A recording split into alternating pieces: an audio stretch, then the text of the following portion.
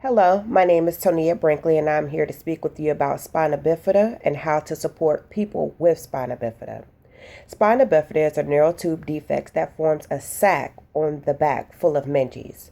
Meninges are nerves and tissues. In this sac of nerves and tissues, these nerves become damaged. With these nerves being damaged and the spinal cord not being intact, it forms two other conditions, such as hydrocephalus and Chiari malformation. Chiari malformation is when your cerebellum is banana-shaped and it pulls down into the brainstem, which blocks the flow of fluid throughout your body. Once the fluid is blocked, it creates the condition called hydrocephalus, which is fluid on the brain. Hydrocephalus is manageable. It is managed by a VP shunt that's placed at one of the top ventricles of the brain, and it drains the fluid manually. Everyone has fluid on their brain. It actually is the cushion on your brain. However, because our spinal cords and our cerebellums are not banana shaped, we are able to drain this fluid normally.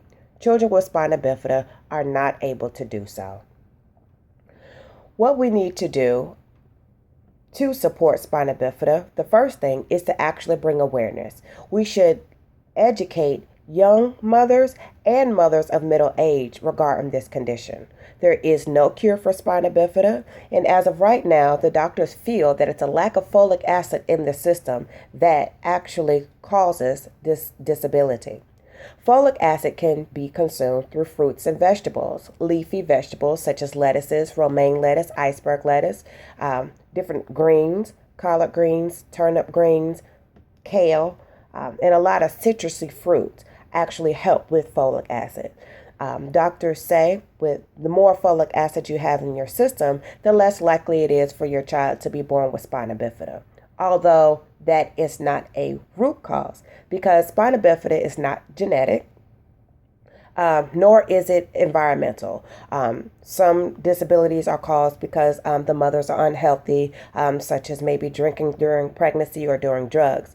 Spina bifida has nothing to do with that. You can actually live a healthy life. You can actually have high levels of folic acid and your child still be born with spina bifida. I think that we need to bring awareness to this condition by actually having seminars, just educating the public as we do with breast cancer, autism, and Down syndrome. October is actually Spina Bifida Awareness Month. A lot of people do not know that. But they do know that it is Breast Cancer Month. The National Football League, the NBA, hockey, baseball, they are all in support of breast cancer. I would like to see the same support be lended for people and children living with spina bifida. Mothers over the age of 35 are actually at a higher risk for their children to be born with spina bifida. And even young parents are. I personally have a child with spina bifida, and I was 26 when I became pregnant with him. I was healthy. I lived a great lifestyle. It's just something that actually happens.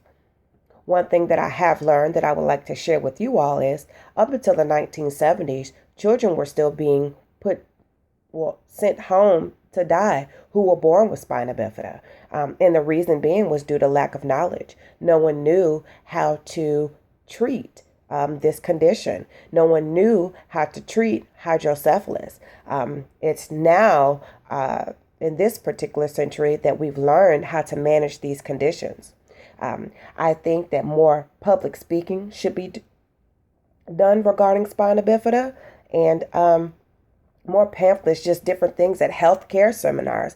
A lot of people speak about not smoking. They speak of diabetes. They speak about being overweight. They speak about autism. They speak about, education in the schools. But a lot of times spina bifida isn't brought up.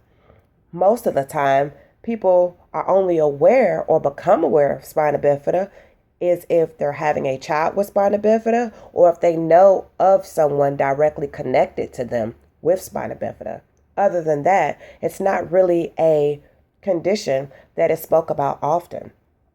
Spina bifida is actually one of the top debilitating disabilities in the United States of America, and yet it still goes undetected and unnoticed. Spina bifida definitely flies below the radar when we're talking about healthcare. The Spina Bifida Association actually provides great information regarding this disability, but the Spina Bifida Association, they cannot do it alone. We need to educate ourselves, and we need to educate the community about spina bifida. Spina bifida is not like a Down syndrome to where it's a developmental delay or it causes anyone to have a lower IQ. Actually, people with spina bifida have very high IQs and are able to learn the same way as someone who does not have spina bifida. Spina bifida can actually be related to autism, just with the sensory aspect of it. They have a lot of issues with textures. They have a lot of issues with taste, even with hearing. Sometimes loud noises can affect these people or affect these children, different things of that nature. I think that living with spina bifida is definitely challenging. I know that my 5-year-old Jace, he has his struggles. Some days are good and some days are bad, simply because he's unable to do a lot of the things that normal 5-year-olds would do, such as writing, tying his shoe, zipping a zipper, buttoning a button. If you look at my son, you would never think that he was disabled, but in actuality, he is. And I think that I, along with others, can spread the news, can spread the knowledge about spina bifida to help prevent this condition and to help people living with spina bifida live a long, healthy lifestyle. Thank you for your time.